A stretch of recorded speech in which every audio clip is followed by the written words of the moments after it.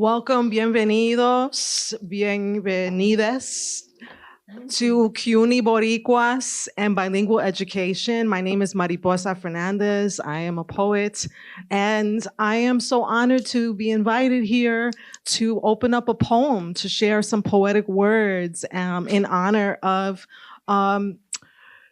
scholars who really have paved the way for me and for so many people, like Sonia Nieto, whose book on multicultural education really opened up so much for me.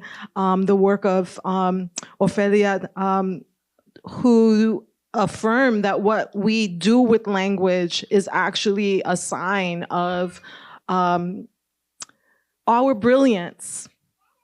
And so for me, in my home, growing up in the Bronx, being bilingual was the music. It was the Spanglish of our native tongue. Puerto Ricanos, we knew who we were. La isla in our bones, always knowing who we were. Y donde nació abuela y abuelo. I am the granddaughter of abuelas who did not learn English as a mark of their intelligence to reference Pedro Pedraza's poem in Puerto Rican Obituary. And I just want to share two of my poems that demonstrate the language that was given to me by my parents and by my grandparents as a second-generation Puerto Rican growing up in the Bronx and as a Nuyorican, as a diasporican poet. And the first one you will find in the new curriculum that I'm sure you're going to hear about. If you haven't heard about it already, I'm really honored for my poem, Ode to the Diasporican, being included in it. Mira mi cara puertorriqueña, a mi pelo vivo, a mis manos morenas. Mira mi corazón que se llena de orgullo y dime que no soy boricua. Some people say that I'm not the real thing, Boricua that is, because I wasn't born on the Enchanted Island, because I was born on the mainland north of Spanish Harlem, because I was born in the Bronx. Some people think that I'm not bona fide because my playground was a concrete jungle, because my Rio Grande de Loíza was the Bronx River, because my Fajardo was City Island, my Luquillo, Orchard Beach. And summer nights were filled with city noises instead of coquis. And Puerto Rico was just some paradise that we only saw in pictures. What does it mean to live in between? What does it take to realize that being Boricua is a state of mind, a state of heart, a state of soul? Mira mi cara puertorriqueña, a mi pelo vivo, a mis manos morenas. Mira mi corazón que se llena de orgullo y dime que no soy boricua. No nací en Puerto Rico, Puerto Rico nació en mí. Wow.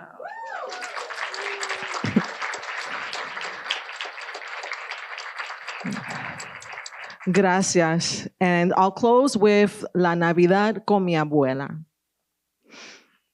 Navidad, Navidad, alegre Navidad. Navidad, Navidad, alegre Navidad. Mi abuelita preciosa gave us the same gift every year, with laughter, tears, joy, and pain. The gift of love that she gave from her soul. The gift of love that she made with her arthritic hands. The hands of a garment worker who would not stop giving the love that is still living, even though she is gone. Remembering Huela and the best pasteles in the Bronx, I remember the ritual that lasted weeks, that began with the trip to Simpson Street to buy las verduras. I wish I could watch her hands again, grind the autilla, plátano verde, y el guineo también. I wish I could sit in her kitchen again, smell the aroma of sofrito, listen to the aguinaldos de ramito, and hear her sing-song voice scold me as I'd sneak pieces of carne y aceituna into my mouth. I wish I could hand her a rollo de papel and watch Mami y Titi fold and tie and stack the precious gifts de mi abuelita. I wish I could remember all the faces, remember all the names of all the people who came on Noche Buena.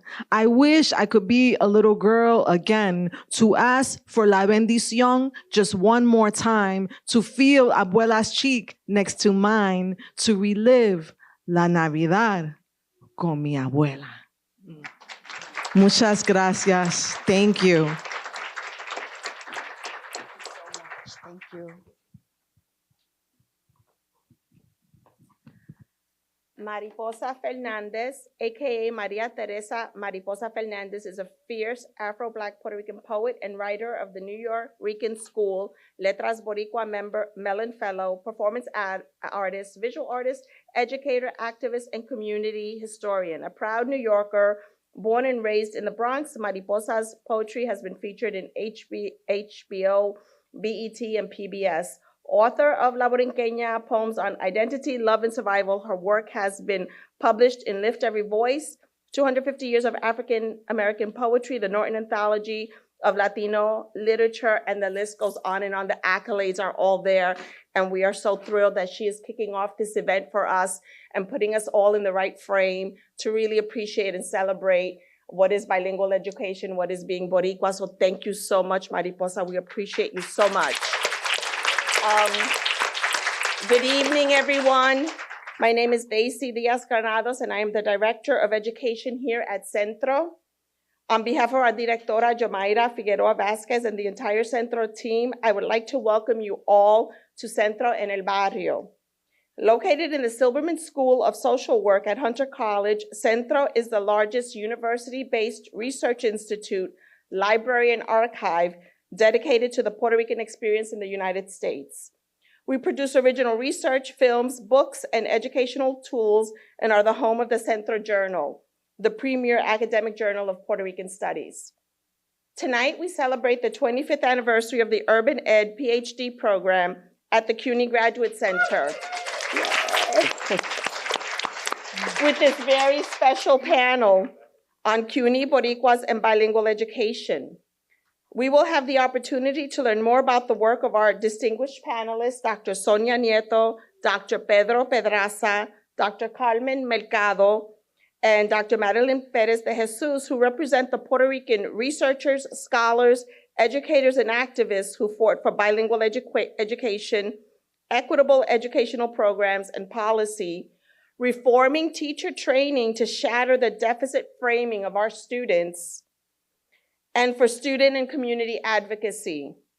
Scholar, educator, and the most amazing mentor anyone could ever ask for, Dr. Ofelia Garcia, will be the moderator this evening. And I had to sneak in that compliment because she has been the compass and engine for this event. The connections between CUNY, Boricuas, and bilingual education are strong indeed, as are the connections between Centro and the Graduate Center. Ofelia is Professor Emerita in the PhD programs of Lilac and Urban Education. Two of us here at the Education Unit at Centro, that's me and Francisco Medina, are alumni of the Urban Ed program. Carmen Quijano got her PhD in the Lilac program at the GC. And Carmen Mercado had a distinguished career as a professor of childhood education in the School of Education at Hunter College and was also a professor at the GC Urban Ed program. And lastly, but definitely not least, Madeline Perez DeJesus is also an alumna from the program. And so GC, the graduate programs are well represented here. We had eminent scholar, educators Sonia Nieto and Pedro Pedraza, and we have a really powerful and special way to recognize the Urban Ed program, the truly transformational work of CUNY and Boricuas. I just have to say on a personal note that this is my wildest dream come true to have this panel here. They are all people that I heavily cited in my research that have illuminated a path, and I'm just beyond thrilled. I can't stand it. I'm so thrilled. So As we get underway, it is my pleasure to introduce the next person who gave me the single best advice in grad school that transformed my ability to write and helped me get over my imposter syndrome. She graciously offered to give me some feedback on an article that I was writing, and she gave me tons of technical feedback, but one observation of hers really stood out. She said that I was like that kid in class that raises their hand a lot to prove that they did all of the assigned reading. I did. She said it was obvious that I had done the readings and understood the work, that I could focus on what I wanted to say. Imagine that. This was a place and a space for us. And that is what the Urban Education PhD program for me is all about, amplifying our voices. It is my distinct pleasure to introduce the Executive Officer of the Urban Ed program, Dr. Sherry Deckman.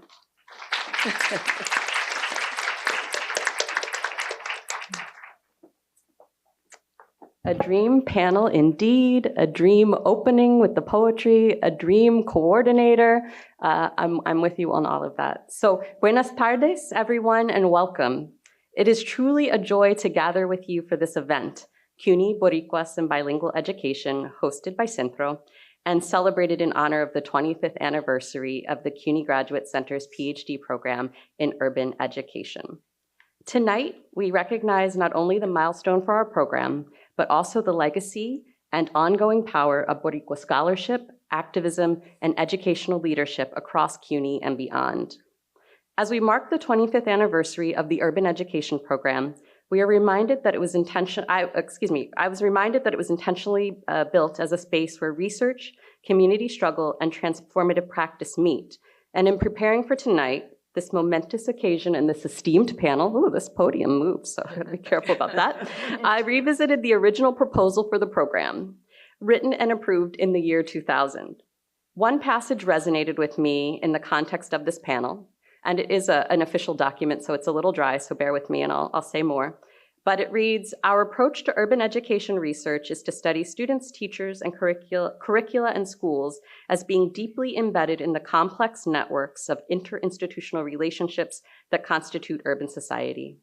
Urban education systems must cope with cultural and linguistic diversity on an unprecedented scale in terms of both human numbers and the different traditions and languages in constant interaction with one another. And so again, a little dry, but to me, it clearly articulates the program's goal to cultivate and support educational leaders committed to transformative practice in New York City's public schools and schools across the nation.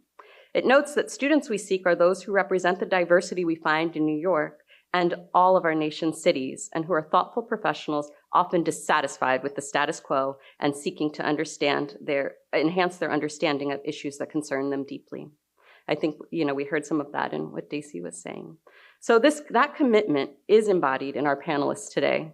Scholar educators, organizers, and cultural workers whose research and praxis have shaped the landscape of bilingual education. They have expanded our understanding of what justice-centered pedagogy can look like and have insisted that Puerto Rican and Latinx communities be heard, seen, and served with dignity. In our current political climate, where multilingual students in Latinx communities are often treated as political targets rather than recognized as essential contributors, this work is not only important, it is urgent.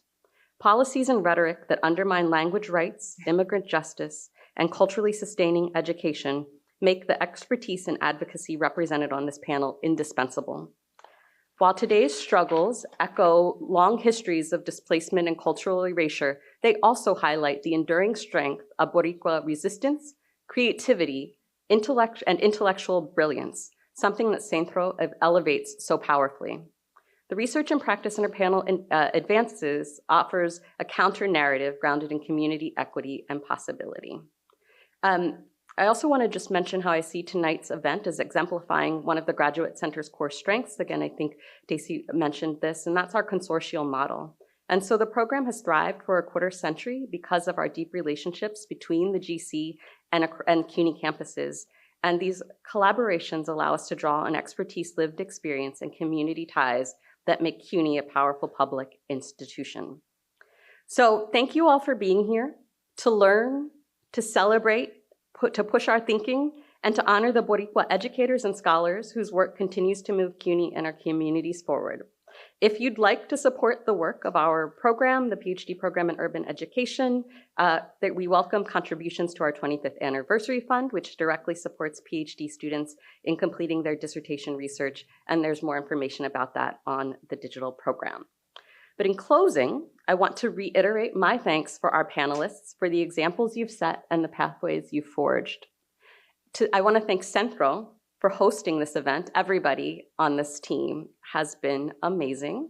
And I want to especially say thank you to Doctora Daisy Diaz-Granados, as you know, an urban education alum and a director here. Yes, were people going to clap? I think yes. Thank you for all of your work.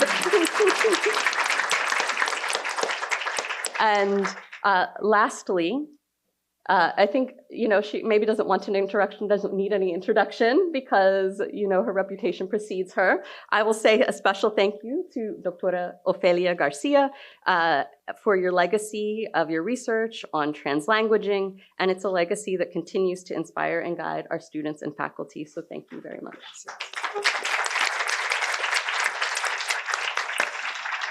Well, it's wonderful to be here with all of you. I look around the room and my heart just goes out. It goes out because I see people that have been with us for a long time, and I see young people who can continue the struggle that these panelists are going to talk about. And Mariposa started out by talking about abuelas and abuelos. And this is what this panel is. It's a panel of abuelas and abuelos. But I am so happy that there are young people in the audience, because the reason why this is happening is so that you understand the struggles and then you can add to the legacy that they have established. I don't think our panelists need much of an introduction. I want you to hear from them, but very quickly, I think all of you know Sonia Nieto. Sonia Nieto is a member of the American Academy of Arts and Sciences and the National Academy of Education, and she's Professor Emerita at the University of Massachusetts, Amherst. And I think all of us have read that first book that she wrote called Affirming Diversity, a word that today is questioned, and yet we continue to affirm diversity.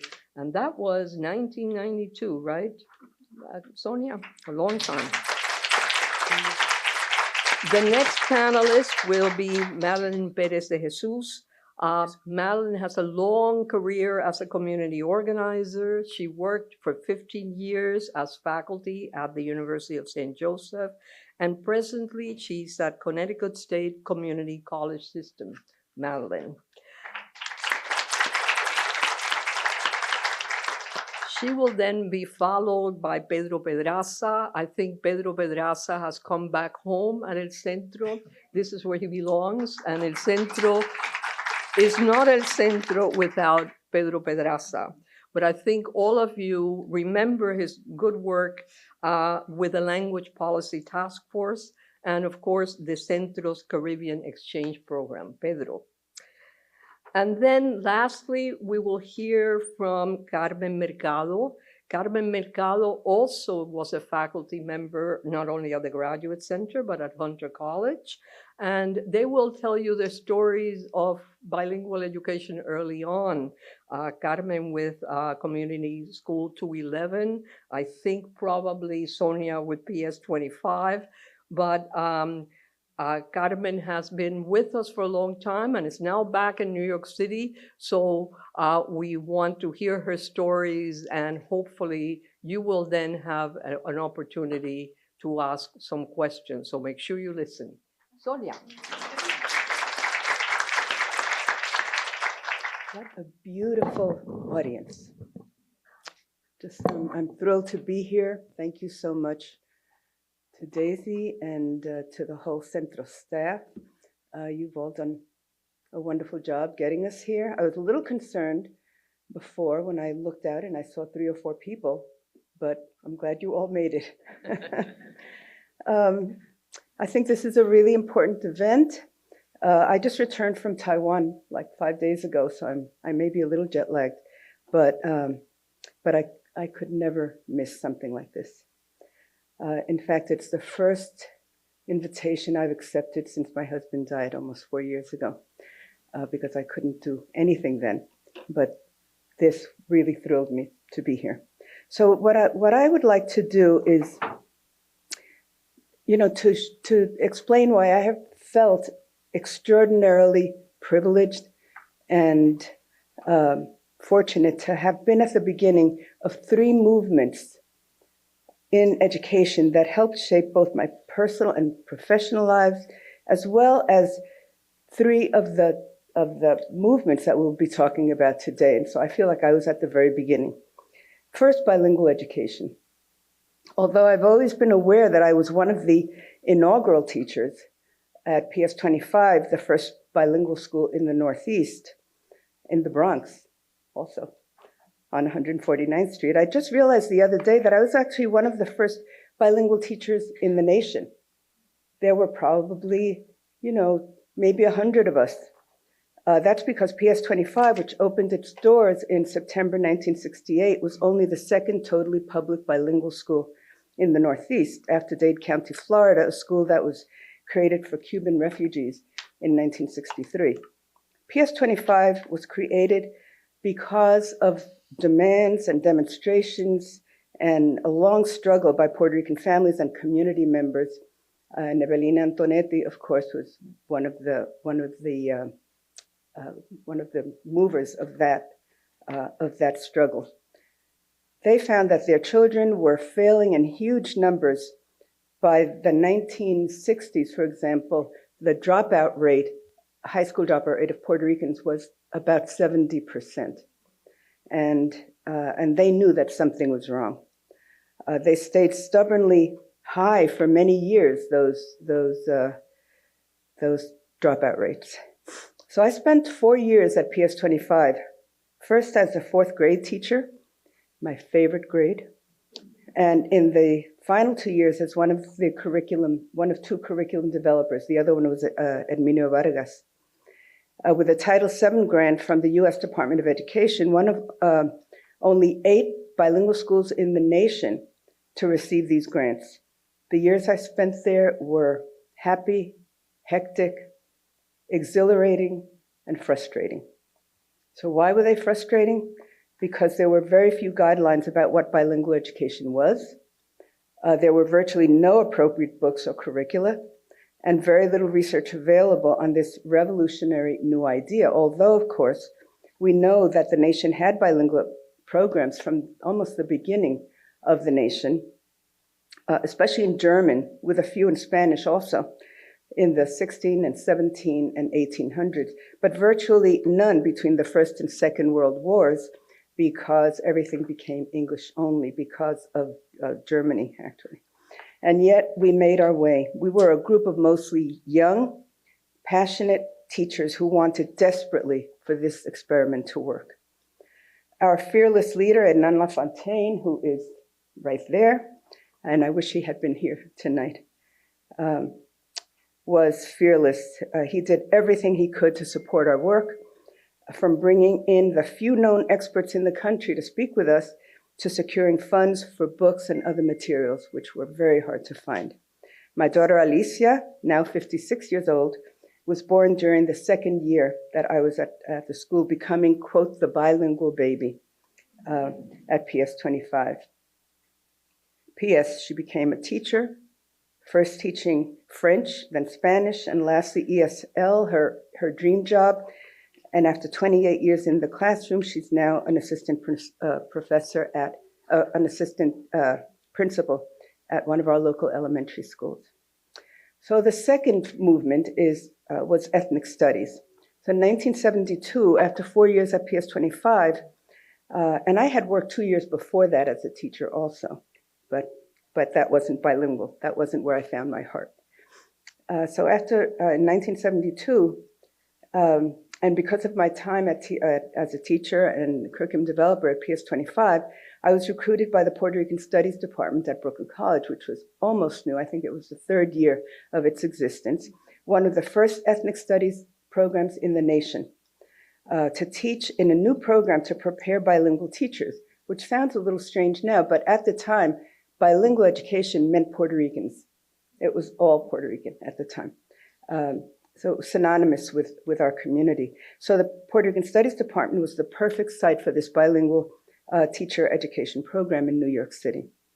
I taught courses about teaching, about curriculum and pedagogy, and about the history of the education of Puerto Ricans in New York City, leaning on my own experience, but mostly doing lots and lots of reading and learning from my colleagues, Maria Sanchez, in the Department of Puerto Rican Studies, Carmen Dinos, who was probably the very first Puerto Rican hired at Brooklyn College. She had been there for years already, and she was in the education department.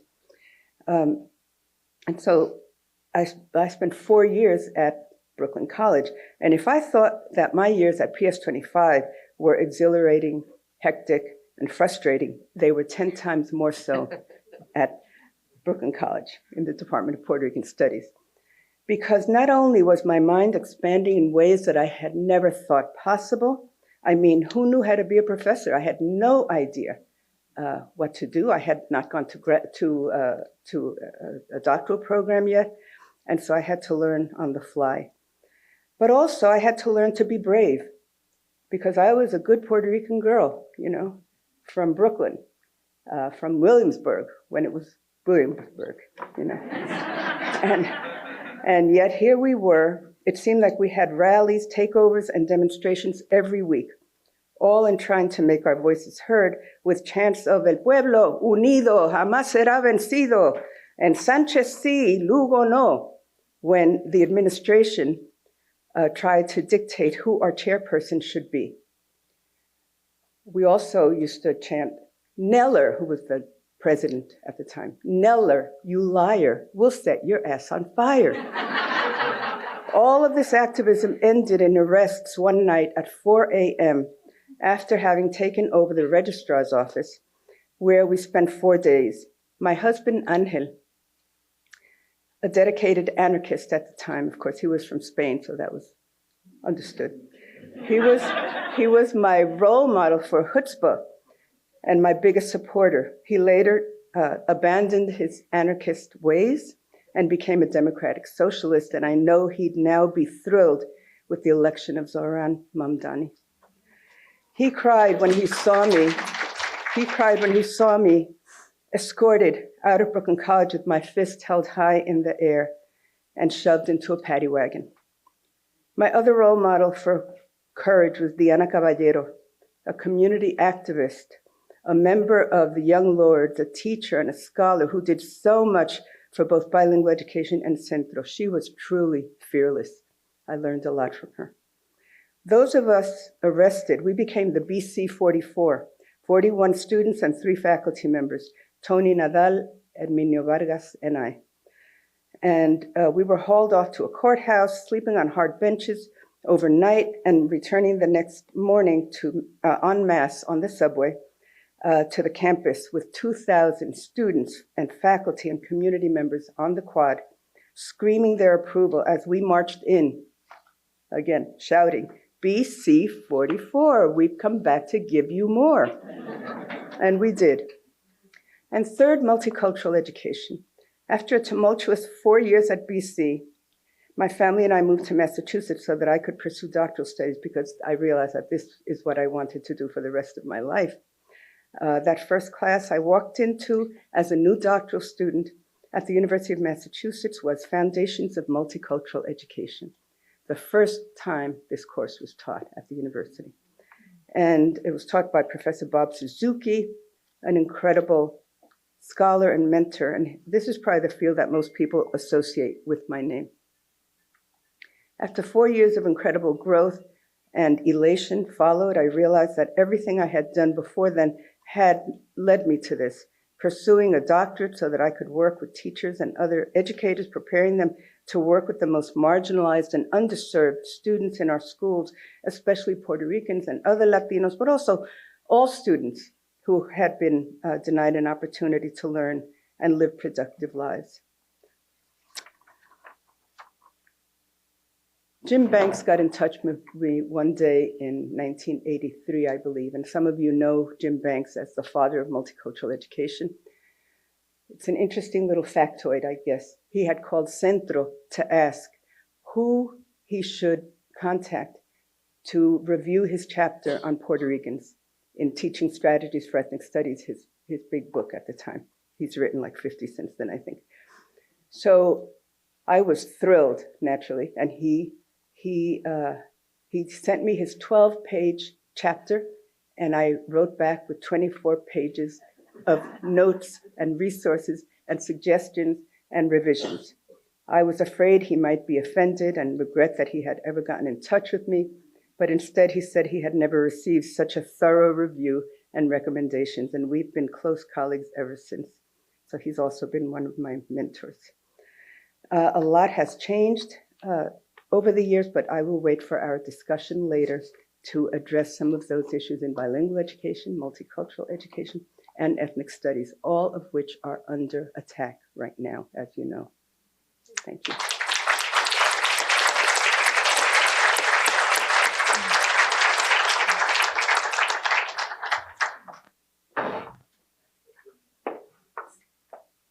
Good evening, everyone. So wonderful to be here.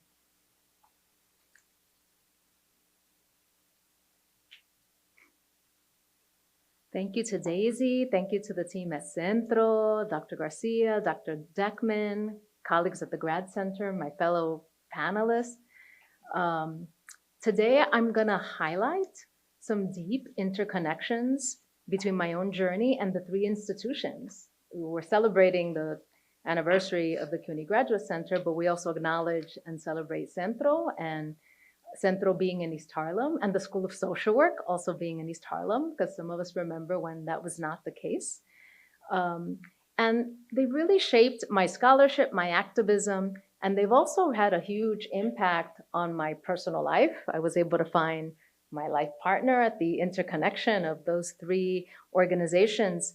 And I was a little shy about talking about that, but I had the great privilege of spending most of yesterday with Dr. Sonia Nieto and learned to get over being shy around talking about your life partner, because in fact, you know, how wonderful it is to share your life's passion and your life's work, right?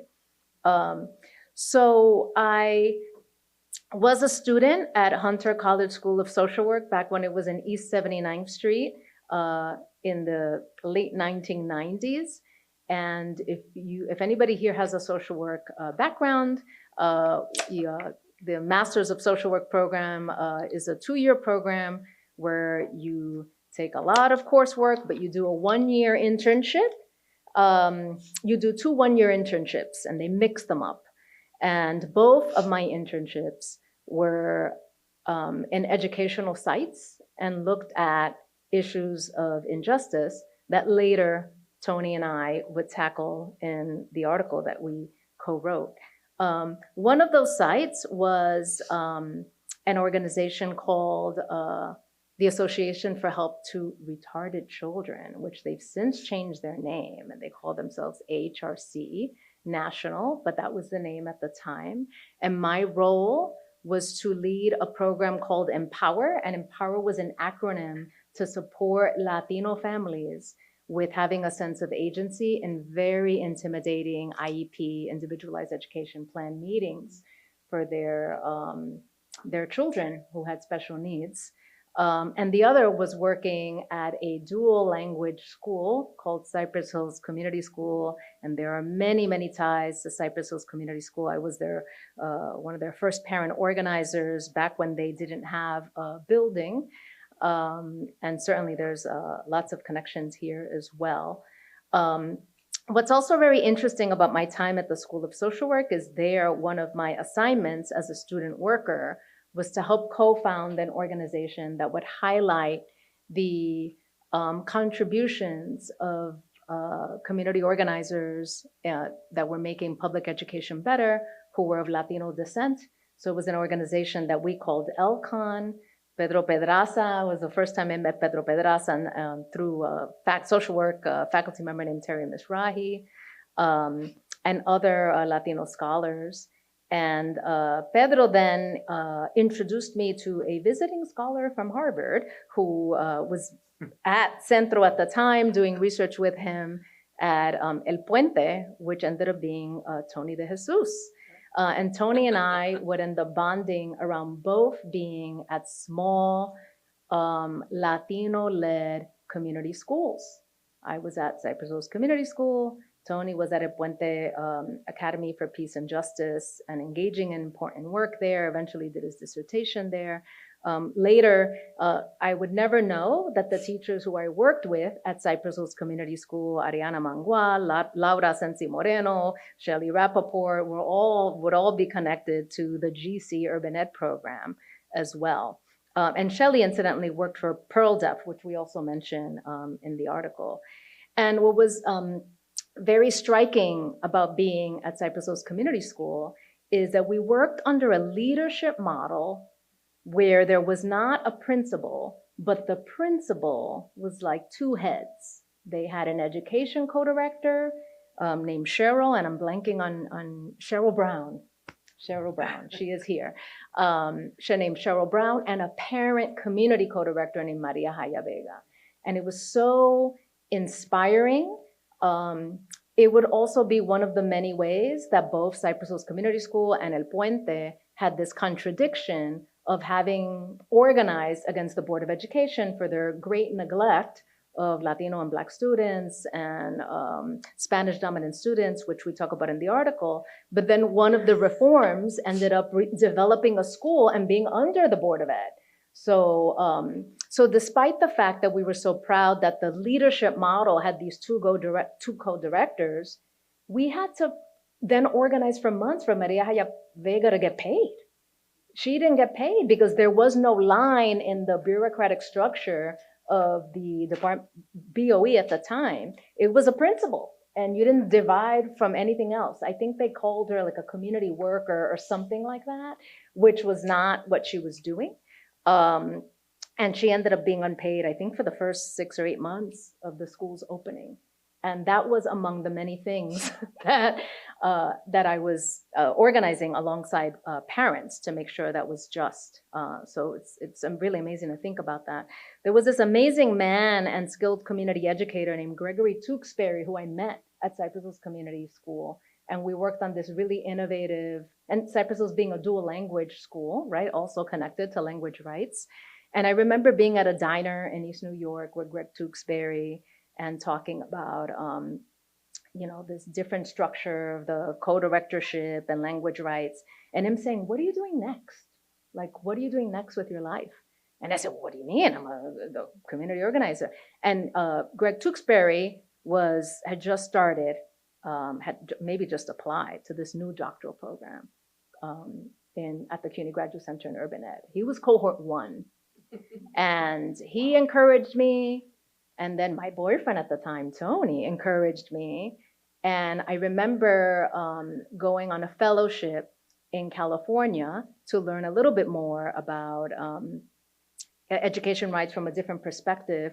And I read Ghetto Schooling and sent the author, Jean Anyan, a cold email out of the blue, just saying, "I'm this Puerto Rican community organizer on this fellowship in California, and I read your book, and I wonder, I'm curious about what it might be to work with you." And that began the relationship of a lifetime for me in terms of shifting my identity to view myself as a educator and a scholar. Tony would later become interim director at Centro, in an interesting twist. We were also living in East Harlem, and a frequent guest speaker in the Urban Ed program due to his own research background and having Sonia Nieto on his dissertation committee. And later faculty member at the School of Social Work after I had graduated. So it's also very interesting for us to live in Hartford, where there was a naming of a school for Hernan Lafontaine not too long ago that both Sonia and Tony had attended, forgive me. So I want to talk a little bit about what we wrote, which the article originally appeared in the Centro Journal that Daisy had mentioned earlier, and was recently revised to have this current context of everything happening in education now and with Trump, and really highlighting the work of Aspira, of United Bronx Parents, and Puerto Rican Legal Defense Fund. And you know, there were certainly many things that fueled that movement in the 1960s and 70s around school integration, language instruction, and community control. right? The fact that there was this worldwide II migration of Puerto Ricans to the US mainland, mostly New York City, and that really centered around this new political battleground around language rights. Organizers linked language rights also to the ongoing struggle and purpose and governance of public schooling in a multiracial, multicultural, and multilingual city. And one of the things it makes me think about is the importance now more than ever for us to name and interrogate the ideologies under the educational policies that are being proposed, right? Because if we don't name those and your ideology is, well, education is, we should highlight competition, we should highlight, we should define achievement as who's the best, as opposed to who's progressing, regardless of where they started from, that shapes a very different policy than an ideology of there is wisdom everywhere and community members have a lived experience that should be braided into policy, right? So that's really, really important. The other thing that I want to mention is that as we think about things that can work now, one of the things that really struck me about working on this was the importance of making private moments, especially private moments of discrimination, public. So United Bronx Parents, one of the ways that they were able, a parent community organizing group, get so many parents to come to their initial meeting and get really heated, was that they duplicated a note that a teacher put in a student's file, calling them a sicko and, doesn't know how to read, good luck next year, in the student's transition file, and really highlighting that. So we really need to make private discriminations, public outrage, to really organize. And there's opportunities more now than ever with social media. We're talking about, this was in the 60s, right? We're talking about how we can do that now. And I'm excited to talk about that more as we engage in the discussion. Thank you. Thank you.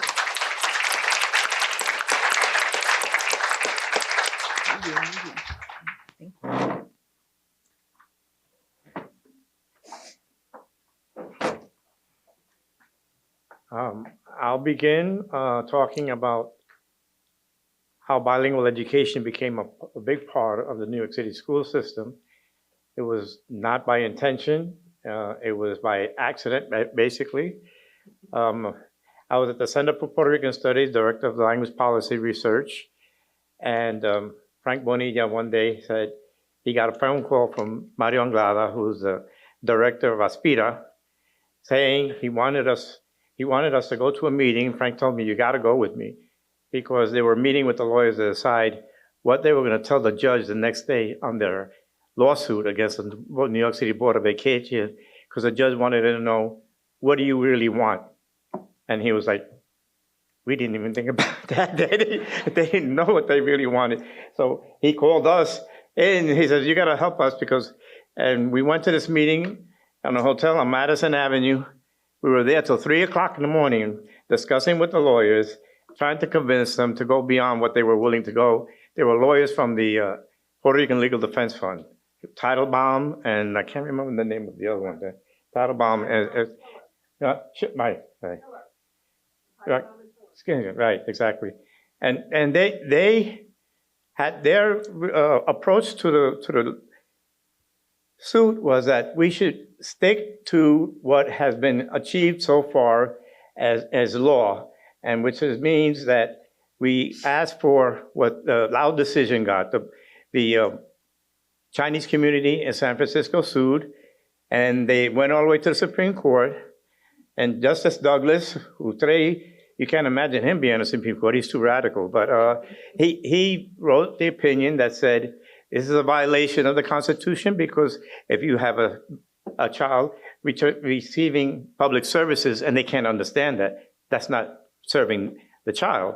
And so he said, it doesn't make sense, and that's where they got this Chinese community in San Francisco got the Supreme Court decision to implement bilingual education in San Francisco. Now, that wasn't the first bilingual we already had bilingual education in the country. We had, and here in New York, we had PS 25 in the Bronx, and when we had La Escuelita Bilingüe in El Barrio that was on the top floor of the Boys Harbor building because they didn't have space in the school for them, but there was a Title VII program, but Norma Horwich was the principal. And then there was in the Bronx in Jerome Avenue, Tony Alvarado, who became superintendent, had some things going on. It wasn't, you might not say it's really bilingual education, but he was attempting to deal with the issue at least. And then there was the Cuban community that had programs from Title VII. And as Sonia pointed out, there was a history in the United States of teaching in languages other than English. The Germans in the Midwest had school system teaching in German. It took 2 world wars to kill that, but they had it for a long time. And other than that, and the programs, the Cuban programs in Florida, which were Title VII programs, and these programs here, Norma Horwich was Title VII. I'm not sure if PS25. I think PS25, yes. yeah, it was 2. Yeah, okay. And out of that, we got an office of bilingual ed when they won the lawsuit. But they basically saying, let's stick to what was won in the case before. We cite them, and we'll win the case. I tried to argue, well, why don't we take this opportunity to push it a little bit further and say, well, if we're Puerto Ricans, we're U.S. citizens, and in Puerto Rico, we have to learn English because you imposed it on us. And if you could impose English on us, why can't we say, well, we want Spanish over here, we have the same right? They didn't want to go near that. That was too risky for them. And I argue with them over and over again. There was good pedagogical reasons for doing this, but mostly for me it was that not all Puerto Rican students are going to be eligible for the bilingual program and learn in Spanish, because if they are English dominant speakers, they wouldn't get the program. And I was saying, if you have a program that's dual language, maintenance I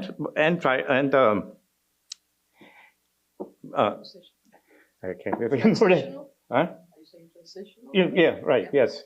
And that would be for the Puerto Rican community an important factor, because then you're maintaining their language and culture. The school system is supporting our identity, which is Puerto Rican, but still U.S. citizens. And the United States from the very beginning has always been a multicultural, multilingual society. We can't deny that. And I'm so happy that Bad Bunny told them, you know, when Bad Bunny said that, I was like, go right on. He said, you got 4 months to learn Spanish. What the hell are you talking about? I'm not going to sing in English. and that's what I was trying to get the lawyers to understand. Well, if that's what the case, why can't we do the reverse? They would not go for it at all. And in the end, the decision was up to Mario Anglada, and he decided to take the safe route based on something that was already established as precedent, and then they won the case. And then we started a bilingual programs in the city school system, which by itself, even as a transitional program, by itself had a lot of issues and problems. Hernan Lafontaine then became the director of the Office of Bilingual Ed. They created an Office of Bilingual Ed, and they had programs all over the city that varied. And one of the things that we didn't institute that should have been part of it, we should have had a monitoring part of the implementation of the program, so that any program that was not meeting certain standards, we can intervene. And basically it was left up to each school district. You know, at that time we had community control local districts, and depending upon the district and the board, the program that got actually implemented in bilingual varied, and there were some that were not. I would say were not really even bilingual education, but that's another matter. But nobody ever did a real study to see how many there were in programs that we would call at least true transitional bilingual education programs. But as Peter tried to monitor, they didn't have any in the consent decree. They didn't put in anything for monitoring program. And as Peter tried to monitor for a while, and Luis Reyes, and they were getting involved in. As Peter was getting involved in policy stuff, and in that they tried to monitor it, but they didn't have the resources to really follow it for all the way through. So we had a bilingual program that was transitional, implemented in different ways across the system. But it was something that we didn't have at all before. And that was how we got involved in in this discussion because of the research that we had done around the nature of bilingualism in the Puerto Rican community. And the Centro was established as an organization to do research with the community, not just on the community. And so we had a directiva, which was a board that in the beginning formed the research agenda for us. And we had 5 areas of research. And one of them was what we call language policy, because they were asking questions like, are we really Puerto Rican? Are we really not Puerto Rican? What do we speak? Do we speak English? All these questions that needed to be answered by actual research. And we initiated research program, and in the directiva, there were quite a few people from El Barrio who were saying, why don't you study us right here in El Barrio? So we went to El Barrio and we actually studied the speech of Puerto Ricans on a block, on a neighborhood. We picked the unit analysis was a neighborhood, not all of these tournaments, it was too big. And we looked at the use of Spanish and English and talked about that. And we had 3 components to the study. There was an attitudinal, where we had asked people what they thought about these issues, including young people and adults. And then we had a sociolinguistic aspect, where we recorded actual speech of people in the street, in their homes, everywhere, and did analysis of that speech, linguistic analysis, which showed, contrary to what most people thought, the most bilingual, the people who know both English and Spanish the most, did the most complicated type of code switching. And contrary to the characterization of that as being, evidence of how defective we are mentally or something like that, it was actually showing tremendous skill, because in our linguistic analysis, and I still say this every day because it's the clearest way to show people that this is not a deficit. It shouldn't be seen as a deficit. And at point, and whenever there's a switch, in the most complicated code switching is in the same sentence, you switch languages, at the point where they switch, they did not violate the grammatical rules of either language. So that means innately they were following the grammar, both languages, using both to speak. And what we saw in the community is there's 3 forms of speaking: Spanish, English, and the mixture of both. And the mixture had levels of complexity depending upon the speakers. So anyway, it was showing that it all made sense. People would need to communicate, and they find ways of doing it. And they do it in grammatical ways, etc. And it's not symptomatic of any sort of mental disorder or deficit, but that's the way they got treated in the schools as being that way. What you were saying earlier, and they knew this. The Aspira knew that we had this kind of research and we could use this to make an argument, but the decision about this was not based on that kind of argument or that kind of those issues, but more based on what were the interests of the school system to not serve us because it would save them money and do what they could do the least amount, unless they were in a school district that was committed to doing, where like East Harlem, where there was a school board that supported the development of bilingual education. So if you were in a district that had a school board that supported, you got a lot more out of it than if you were this school district where they were resistant. They didn't even think you deserved it, and that's what we're facing now. Okay, yeah, okay. The Centro is I want to say a little bit about the Centro. The Centro started out of a movement of activists, academicians, students, etc., to create a center for research on the Puerto Rican experience in the United States. The city had the open admissions policy, and we don't really know. They don't even know what that is now, right? I don't know. They decided that any student from the New York City school system had a space within the City University of New York. And it could be a 2-year college, 4-year college, maybe not city college, but they were guaranteed a space in there. And at that time, that was a big change, because at that time, and students today don't know that City University used to be free. no tuition. And so it means anybody can go. So the CUNY got filled with Puerto Rican students and African American students at a level they never had before. And those students, being there and experiencing, got a lot of knowledge about everything but their own experiences, their own history, their own cultures. They closed down City College and demanded that some curriculum reflect who they are. And that means the creation, that's out of that, the struggle very briefly came the creation of the Puerto Rican and Black and Puerto Rican study programs. And some places there were programs, some places there were departments, sometimes they were together, depended upon each campus.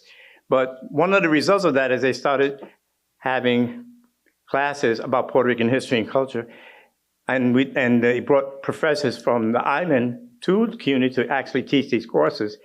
But they had nothing to say about the Puerto Rican city experience here in New York City, in the United States. And we were here already 75 years.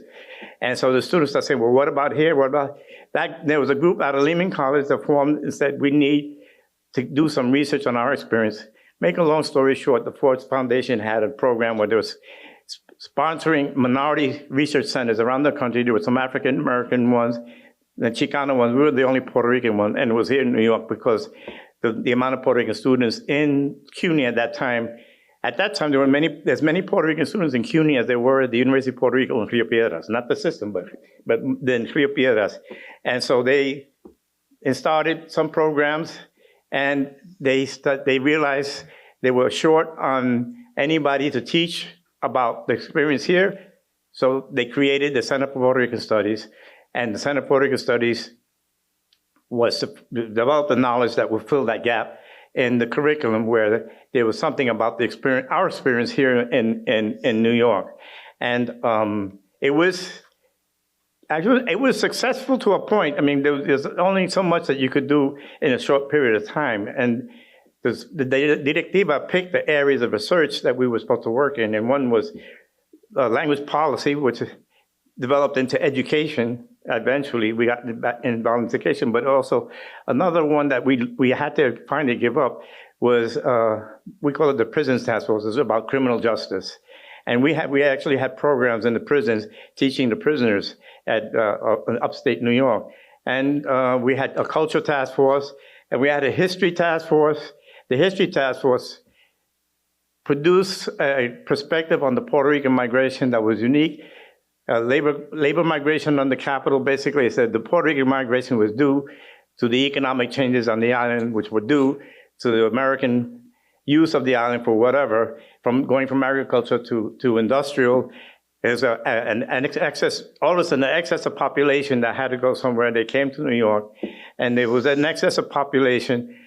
And Frank always used to like to say, point this out, the excess population from Puerto Rico to solve the problem was going to one of the most intensely populated places in the world, New York City. How is that the answer? How does that happen? So it doesn't, their explanation didn't really, so we had to look for our own analysis and understanding of our own experience, and we should always do that, and we should continue doing that. And the Centro is doing that. That's one of, and the Centro is actually, it blows my mind what I see them doing. Oh, I have to go.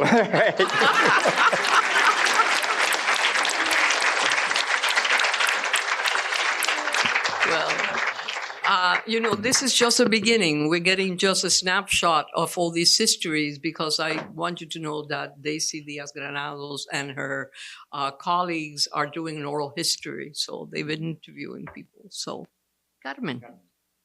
I began my teaching at 211. 211, I don't know if you know about it, it's the first truly bilingual school in New York City. And what was very special about 211 was that it was an old mattress factory that was converted into a school. So it didn't have the structure of the traditional school classrooms. Okay, I move my hands a lot. Okay, so I had finished my work at Queens College, and I really was looking for a position. I didn't want to be a teacher at Queens College, because the people who wanted to be teachers wanted to get married and have kids. And I didn't see that as my future at the time. So I never took any teaching courses.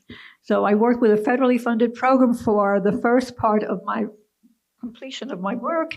And then a colleague at Queens College said to me, Carmen, there's a school that's looking for teachers. And I went to the person that was referred, I think it was Carmen Dinos, whom I didn't know at the time, was the one who was filtering, the individuals who would be going to the school, 211. And so I went to 211, and to me, it was like a wonderful place to be. We had 2 floors of classrooms, and on each floor we had 4 classrooms on each side. So it was really just 2 floors, and 4, 8, 16, 24 classrooms in the school. And it was a magnificent experience. My mother sending me to Puerto Rico every year in 7th grade paid off because I was bilingual.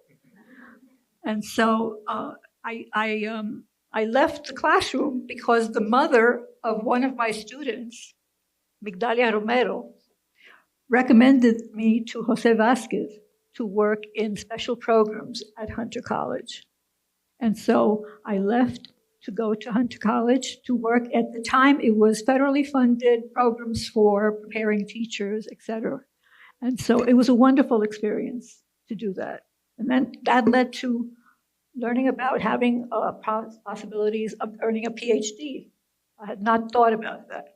And I'm moving fast because the person that I want to introduce you to is Marceline Torres, who has been my collaborator for many years. She was a student of mine at Hunter College, but we did a wonderful project, which is called what, Marcy? Project of Able, or the Middle School Collaborative. We took, would you like to come up and tell them? No. She really, no? Anyway, yeah, because it's half of us, Like I don't like to talk about something that sounds like I was the only one who did it. Okay, I went to Marcy's class. She was my student, and I was curious about what she wrote in her journals. At the end of every session, she wrote in her journal. I didn't hear Marcy in class. I heard her in her journals, and reading her journals made me want to go to her school. And so I went to her school, and of course, here I am coming in. How do you introduce somebody who's new to the school? Well, I was her teacher. I don't know if you mentioned to the kids that I was your teacher, and they interviewed me. And so this led to a long-term project that we hadn't anticipated, because it was such a gratifying experience to share my experiences as a researcher, as it were. The kids wanted to learn more about it, and it ended up that we went to conferences with the kids where they were acknowledged. In fact, actually, somebody who's now at the Graduate Center wrote a letter to one of our students saying that he saw him as a future teacher or an ethnographer. So it was that kind of experience. Was there any money for this? No, this was not done. Nothing that I've done has really depended upon having funds. There were funds that came out of Hunter for supporting certain projects, but it was not based on that, because I have a hard time doing that.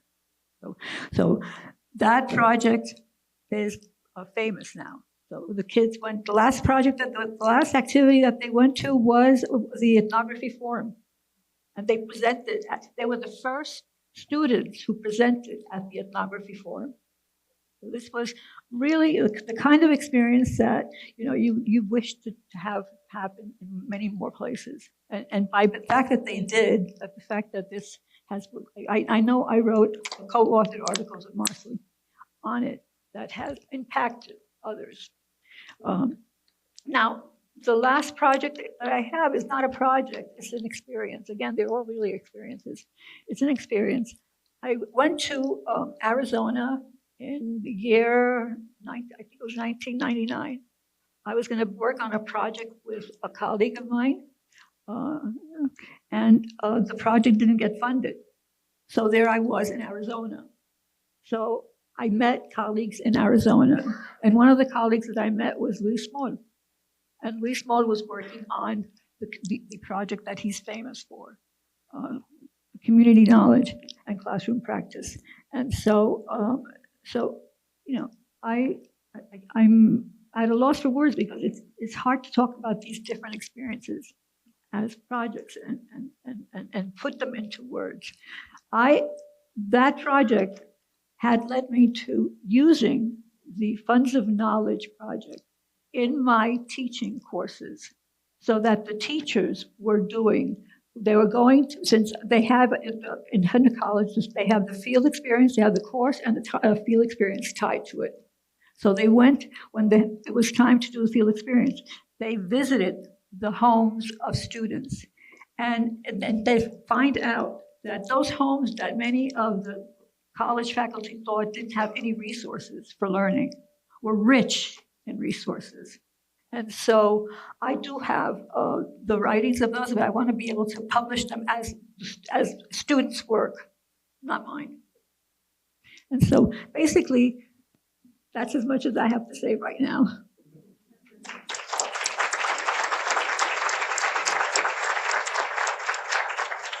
So we were going to have a dialogue, but in the interest of time, I think we're going to have questions from the audience, and we can then answer the questions. But I want to just remind you of the names that have come up here today, because they're in our presence, even if they're not here. Hernan Lafontaine, Evelina Antonetty, Carmen Dinos, Diana Caballero, Tony Nadal, Tony Alvarado, Frank Bonilla, Migdalia Romero, Jose Vasquez, Luis Moll, and Bad Bunny.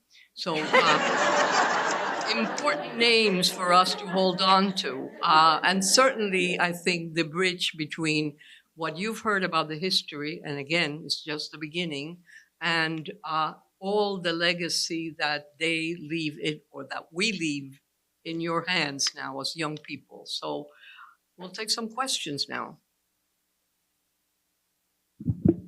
You can line up at either this microphone or that microphone if it's easier.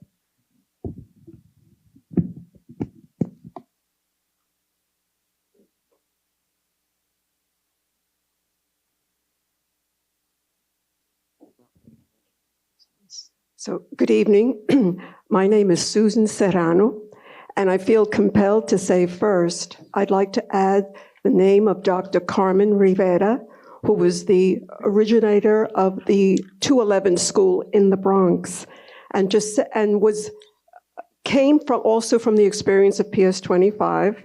And what I want to say about all of those good people is their hard work began even before the consent decree came into being as a policy for the city. They began with writing. I remember in District 12 in the Bronx, Edith Gaines was the principal, and Dr. Rivera, not yet Dr. Rivera, she was Miss Rivera, she was working on her doctoral work at Fordham. Dr. Gaines said to her, Carmen, what a wonderful idea. You write that grant and I will support you. And that was the birth of the school based on a Title VII grant.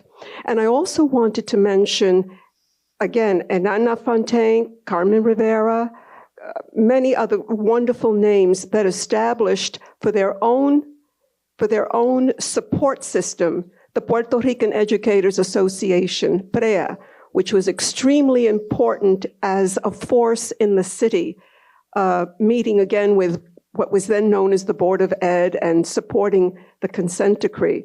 So I'm sorry to be doing a little bit of a speech here. I just wanted to acknowledge those people, especially my principal, Dr. Rivera.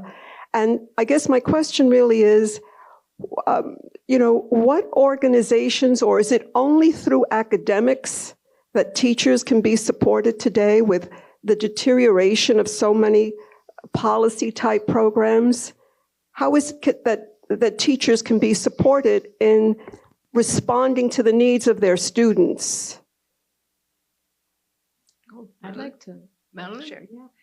So there's a wonderful teacher activist organization here in New York City. There's some members and founders here called NICOR, New York Collective of Radical Educators.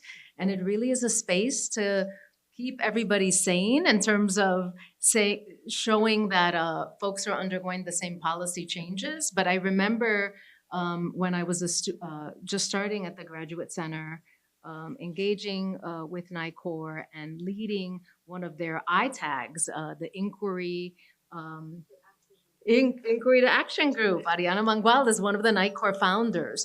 So really activism as well, but also collective teacher activism is just so important, not only for the feeding of the soul, but also to engage in their own collective action.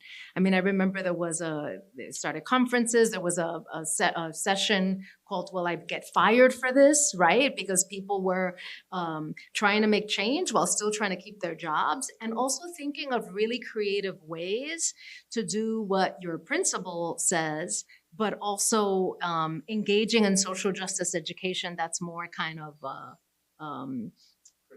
critical, but also not, still meeting the rules and doing that as a collective and not doing it alone. No. I think so much of this work, we can go through advocacy fatigue, and we need the work of the collective to tap out when you're tired and have other people kind of take the baton.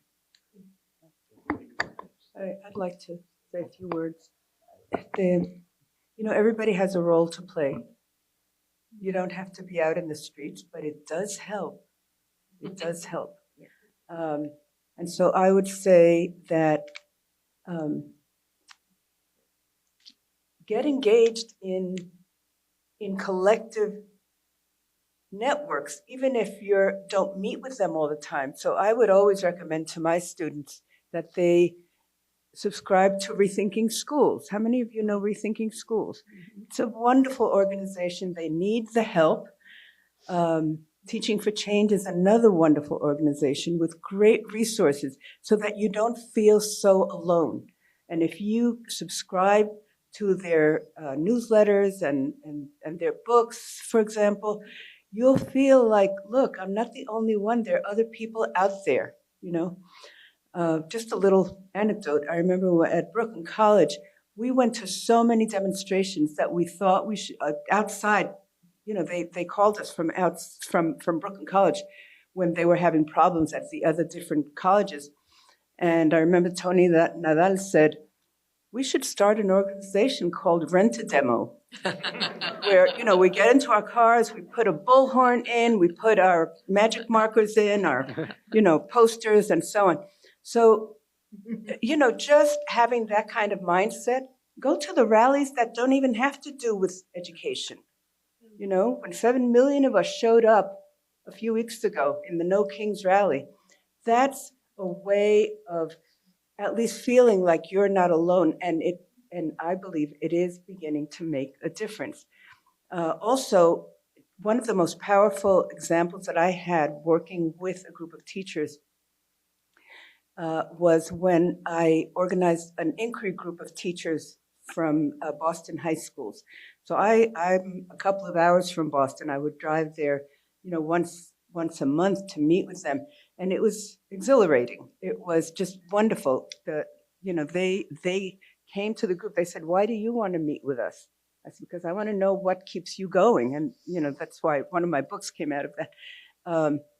And it was just such an empowering, wonderful, creative experience of these teachers who I just loved because they had so much to say, and often there's no venue for them. There's nowhere that they can say these things. And they were willing to stay after school, to write, to engage. Start an inquiry group in your school. Start a reading group. Start a coffee group. Anything to have colleagues, because teaching can be a very lonely profession. And so you should not feel that you're alone. When I started teaching many, many years ago, I remember that the going philosophy was you shut your doors and you do whatever you want in the classroom. And I learned that you have to open your door. Now, I don't know what the policy is here about keeping your doors locked, but make it a metaphor. Open your doors, because you're opening your mind to other teachers, to other educators. You're not alone. You're not alone.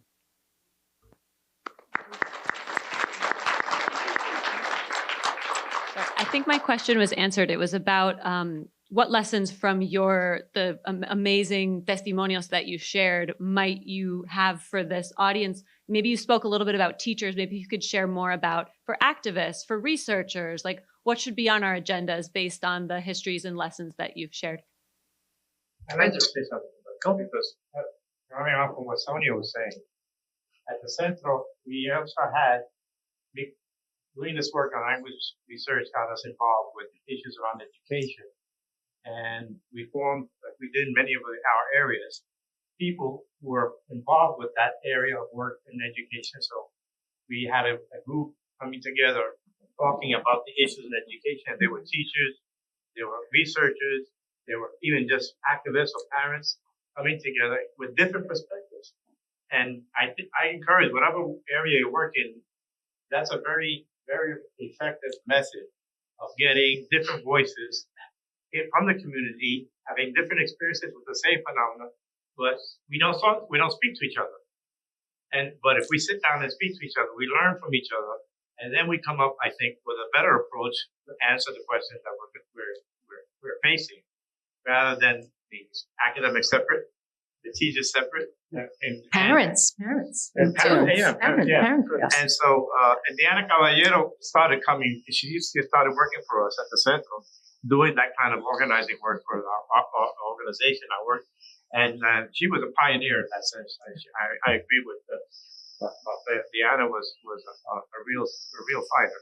Mm-hmm. And then she ended up going into teaching. Yes. Yeah, she started teaching. Well, she began as a public school. She actually began as a public school teacher, then an activist, then a scholar, and then a teacher educator.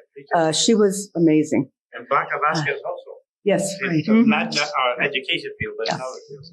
Well, same thing. You get people from in the field that you're going to get people who are different locations coming together, of course, who don't speak, because we let the divides that we live every day stop us from working together. So, administrators don't ever speak with parents or teachers. No, they should speak to each other so that they learn and they understand each other.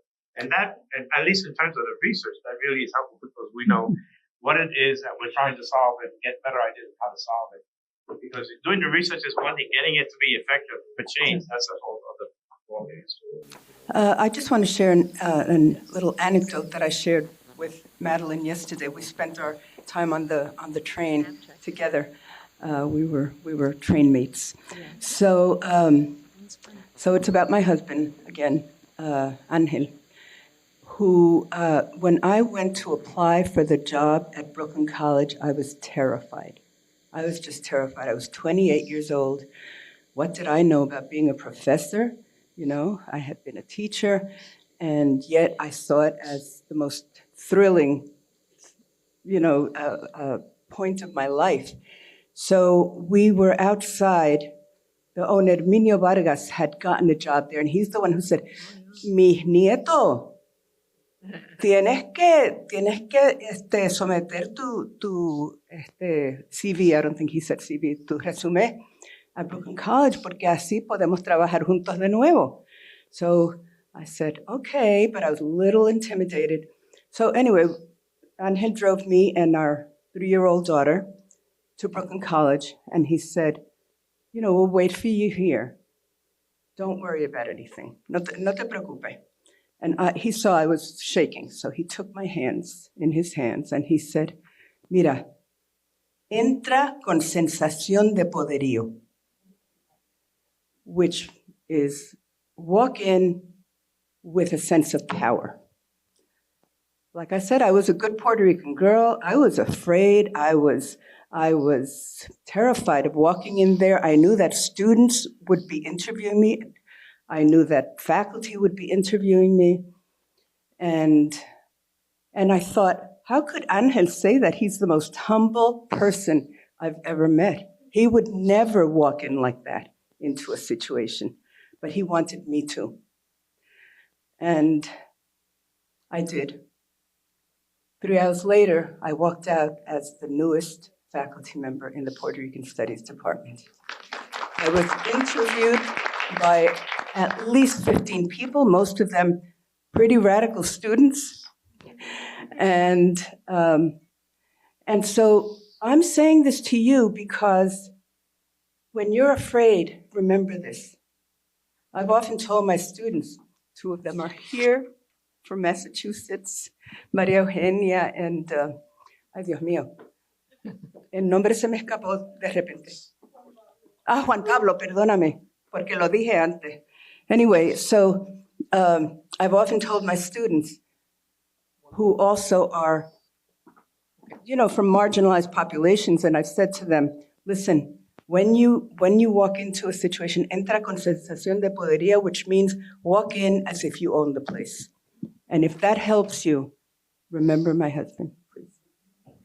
Okay, we have a very short time because we want you to be able to enjoy the reception. So, how many people have questions? Well, we're just going to accept one more question from Zoom and then we're going to end it, but you will be able to ask questions at the reception with a drink and some food so we can have a little fun. So there are two people with questions here? We're going to do one question from the Zoom and then we're going to go into the reception. The question is it possible to address the question of assimilation versus cultural affirmation through bilingual education?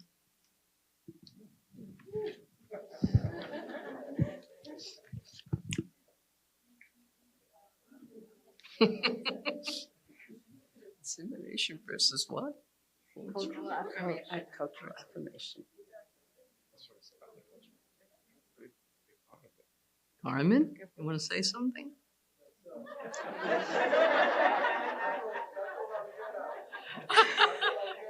Tato la viera. Yo soy asimilado. Okay, Tato la viera. That's one question, one answer. I can say something really quickly about that. In our local newspaper years ago, this immigrant said, I will mingle, but I will not melt. And I think that's the way to think about it. How do you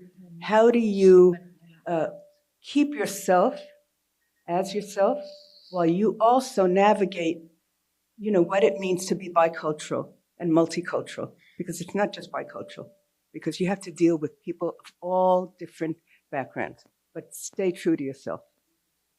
And I think we've all have seen many examples of bilingual education programs where what's going on is really affirmation, sometimes hidden, but it's definitely there. We have Tori Hunt sitting out here, who's the principal of Dos Puentes, where clearly it's not just about assimilation. So good examples here.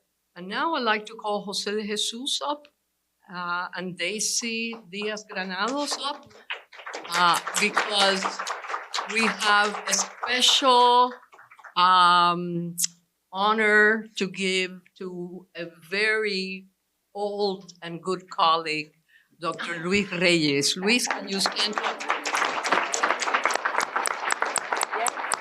Luis.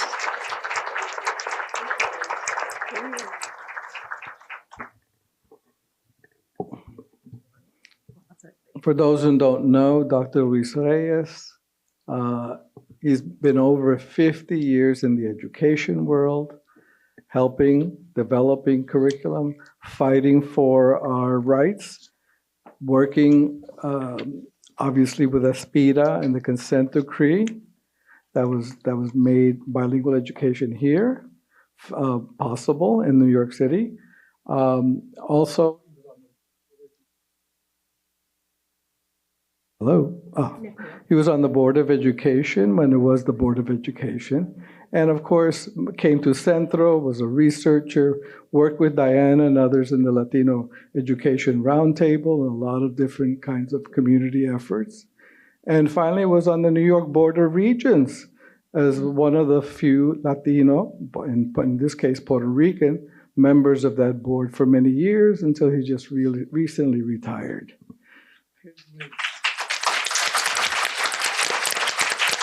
And he's a man of a few words, but well, we know that.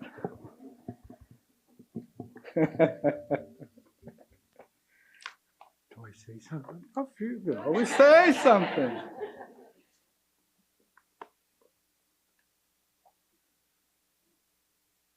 ¿De dónde vienen los niños y las niñas a nuestras escuelas? ¿De dónde vienen? Question. Where do our children come from?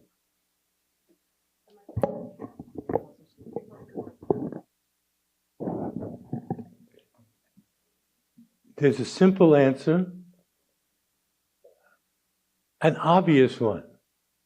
They come from their parents, from a home. Even if the home is a prison and the father or the mother is in prison, they come with a background. And that background begins not in kindergarten or in first grade or in high school or at the CUNY Graduate Center. It begins in the womb. It begins in the home. And I say to you, we need to build on that with a focus on preschool.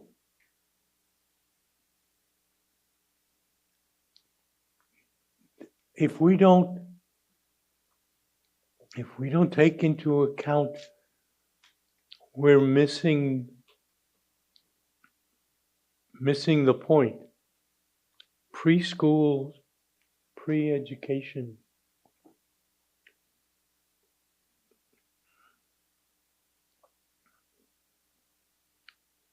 I say to you, please support pre-education and support the children to be provided pre-education and not have to wait till they're in a K-12 program, or even worse, to wait until they're in high school. And if they're lucky, they may or may not be able to go on to college. I am grateful to have had the opportunity to work with parents and their children and to build on that.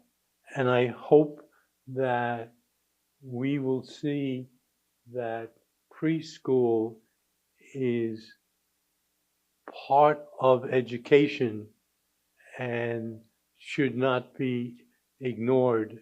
We should not assume that our children are going to do well as long as they get to high school.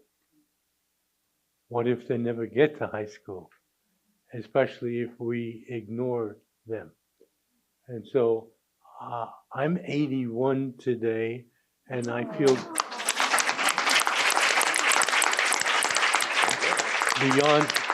beyond today. But the point is, I feel grateful to be alive and to be able to contribute it. And I feel grateful that there are people making commitments to our children from a very early age and accepting that what they do for and with those children and the parents make a world of difference. And I say, please let us start early and understand that the children come with language, with culture, with family, even if the family is divided and separated, that it's not for us to decide what their future is. It's for us to build on what they bring to us.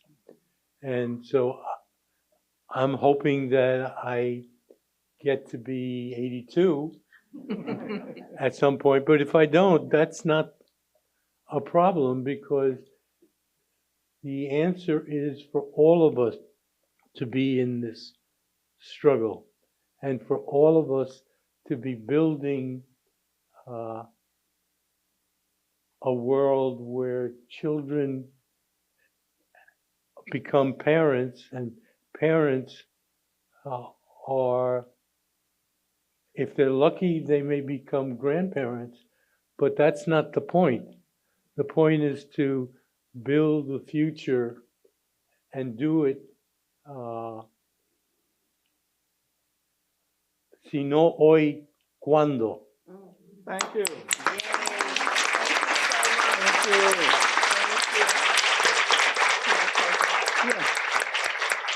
Wait.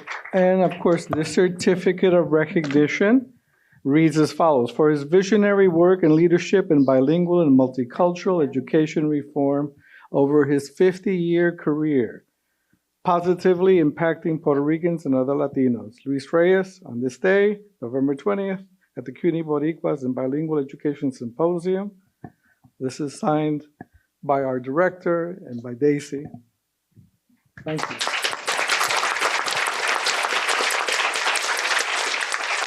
I just want to say that Luis talks about building on each other. And, you know, we started out by saying that this was the panel of the abuelos and abuelas. And this is certainly the abuelo and abuela. But what is wonderful about today is that in a way we are passing the baton from Luis, who was the first, maybe the first director of education at El Centro, to Daisy Diaz-Granados, who is the president. I want to add to that it just warms my heart. We have a lot of people who have been very central and have done a lot of work in education, but I am blown away by all the young faces. And I want to shout out to Sabrina, my son's girlfriend, who is an educator. And when Sonia Nieto said, open that door, she nodded her head and she said, it's true. And I pointed at her. So we are inspiring and we're building together, and it's a beautiful thing. Thank you so much to the panelists, to Jose, to Luis. Thank you for joining us tonight. I'll hand it to Ofelia to close it out. No, vamos a tomar ahora, ¿no? A tomar algo y a comer algo. Muchas gracias por venir y hay más preguntas para el panel. Pueden hacerle todas las preguntas que quieran.